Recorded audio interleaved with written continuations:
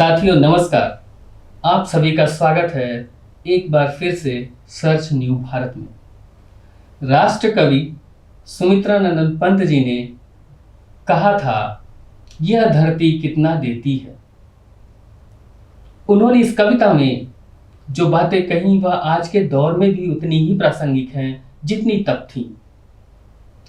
पंत ने धरती के लिए कहा, इसमें सच्ची समता के दाने बोने हैं, इसमें जन की क्षमता के दाने बोने हैं, इसमें मानव ममता के दाने बोने हैं, जिससे उगल सके फिर धूल सुनहली फसलें, मानवता की जीवन श्रम से हंसे दिशाएं, हम जैसा बोएंगे वैसा ही पाएंगे। हम धरती से कितना कुछ लेते हैं। क्या कभी हमने यह सोचा है कि हम धरती को देते क्या है। जलवायु परिवर्तन पर आयोजित पेरिस सम्मेलन में, अंतर्राष्ट्रीय सम्मेलन 2015 में बहुत सारे देशों के मध्य नेट जीरो पर सहमति बनी थी।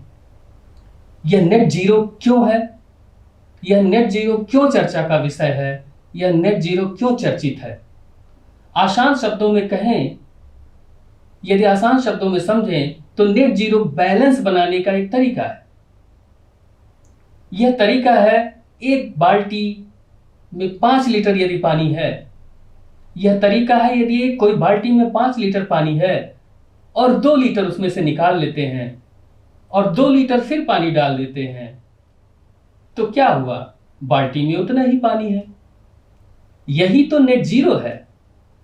धरती से हम जितना लेते हैं उतना यदि धरती को वापस कर दें, यही नेट जीरो है। यदि हम जितना ग्रीन हाउस गैसों का उत्सर्जन करते हैं और जितनी खपत है उतनी ही उत्सर्जन करें, बाकी गैसों को या तो हम उत्सर्जन कम कर दें या तो कहीं उसका खपत कर लें, तो नेट जीरो हो गया। लेकिन जितना आसान ये शब्दों से लगता है उतना आसान है नहीं, क्योंकि बहुत सारे देशों ने, किसी ने 2050, किसी ने 2070, किसी ने 2060 का लक्ष्य रखा हुआ है नेट जीरो को अपने यहां स्थापित।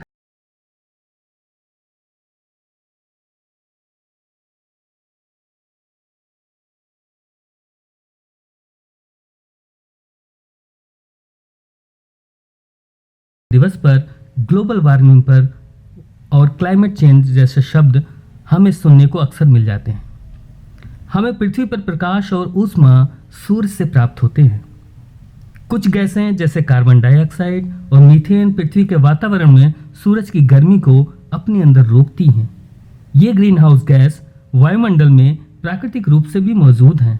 कोयला, प्राकृतिक गैस एवं तेल से चलने वाले कल, कारखाने व गाड़ियों से निकलने वाले कार्बन डाइऑक्साइड और अन्य ग्रीन हाउस गैसों के उत्सर्जन से वायुमंडल में इनकी उच्च सांद्रता, ज़्यादा ऊष्मा पृथ्वी पर बढ़ने लगती है, जिससे वैश्विक तापमान में वृद्धि होती है।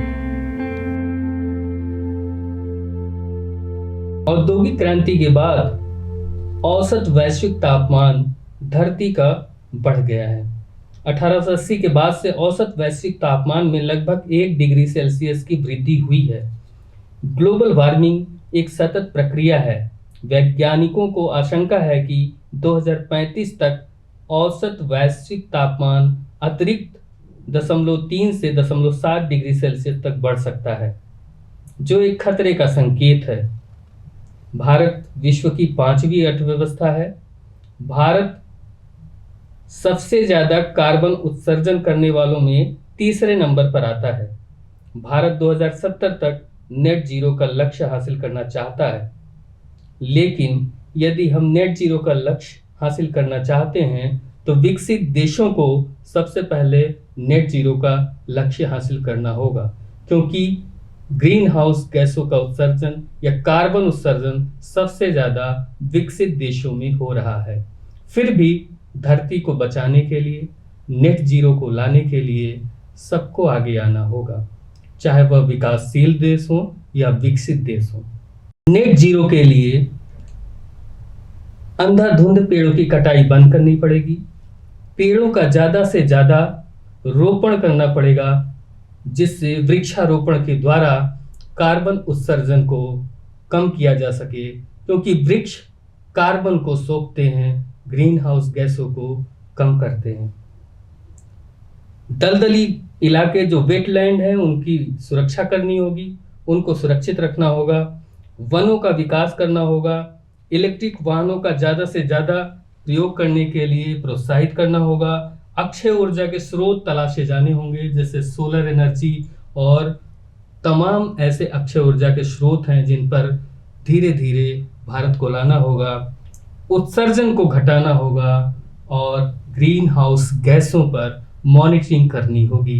तभी हम नेट जीरो के लक्ष्य को पा सकेंगे और ग्लोबल वार्मिंग को कम कर सकेंगे। जो धरती का बढ़ रहा तापमान है उसको नियंत्रित कर सकेंगे। जब हम धरती को नुकसान करने वाले, जो तापमान को बढ़ाने वाले जो तत्व हैं, अगर उन पर नियंत्रित समय रहते न कर पाए तो जब धरती नियंत्रित करेगी, क्योंकि यह कहा जाता है कि प्रकृति स्वयं किसी न किसी रूप में चीज़ों को बैलेंस करती है।